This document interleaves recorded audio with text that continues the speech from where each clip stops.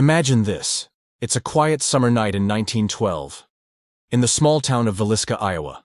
The Moore family, Josiah, his wife Sarah, and their 4 children, have just returned home from a church event.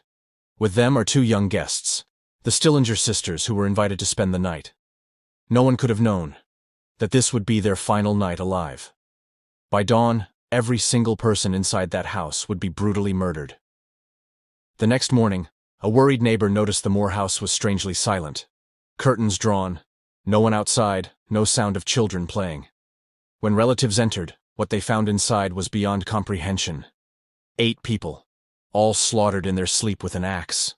The parents, the children, and the 2 visiting girls. Their faces had been covered with sheets, as if the killer couldn't bear to look at them.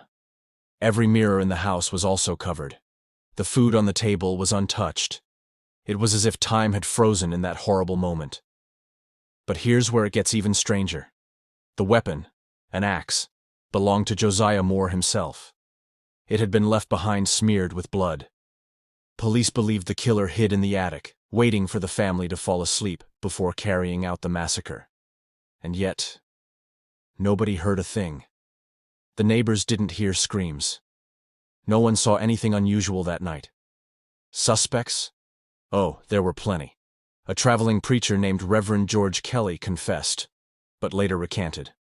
A business rival of Josiah was also suspected, even a wandering stranger.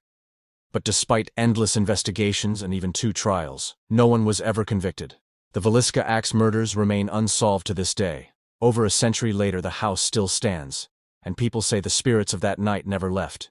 Visitors report children's voices, objects moving, and an overwhelming sense of dread. Some even claim to see shadowy figures in the bedrooms. Paranormal teams call it one of the most haunted houses in America. Think about it. 8 innocent lives taken in a single night. No justice, no answers, and maybe, just maybe, the killer still walks free. So tell me in comment, would you dare spend a night in the Villisca axe murder house?